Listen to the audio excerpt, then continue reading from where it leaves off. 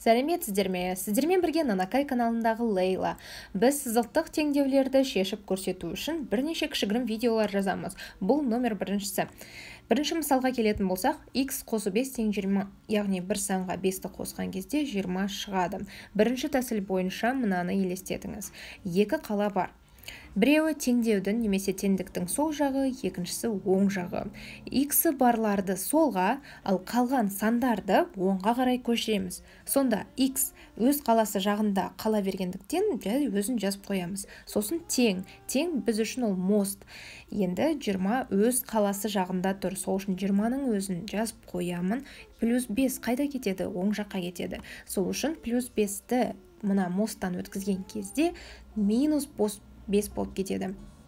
Яғни біз тек қана таңбасын өзгертеміз. Плюс 5 минус болады. Егер де минус 5 болса, ол плюс 5 болып кетеді. Енді x тең болады 20-дан жай 5-ті азайтамын. Сол кезде 15 шығады әрине. Сонда тексеруге болады. X-міз 15-ке тең. Яғни x-ның орнына 15-ті қойсам, мәні шынымен шыға ма? Тексеру керек. Ол үшін міне x тең 15. Яғни x-тің орнына 15-ті қоям. 15 қосу 5 тең болады 20. 15 пен 5-ті қоссақ неше болады? 20. 20 мен 20-ны тең ба? Я, әрине тең. Ал енді келесі мысалға көшейік. Келесі мысалда x азайту 7 тең 0. Біз білетіндей x өз жағында қала беруі керек. Енді тең белгісін қойып қоямыз. Бұл біздің мостымыз. 10 өз жағында қалады. Минус 7 келесі жаққа қонаққа бару үшін фамилиясын ба, сырт киімін ба әйтеуір өзгертеді. Яғни минус плюсқа айналып кетеді. Сол үшін плюс 7 деп жазамын. Енді x-ті табу оңай. X тең болады. 10 қосу 7 тең болады 17. Енді 17-ні x-тің орнына қояйық. 17 азайту 7 тең болады 10. Сонда 17-тен 7-ні азайтсақ 10. Ол тең болады мәні 10-ға.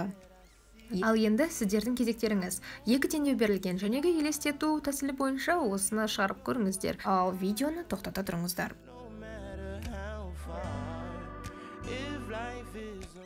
Ал енді жауаптарын қарастырайық. X тең дейміз де 10-ның өзін жазып қоямыз. Плюс 3 мына жаққа көшу керек. Сондықтан мен оны минус 3 деп жазамын. X тең болады. 10-нан 3-ті азайтсам 7.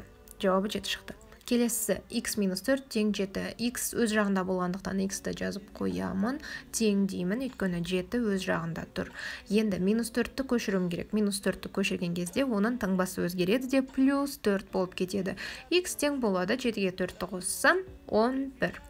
Сонымен жауабы 11.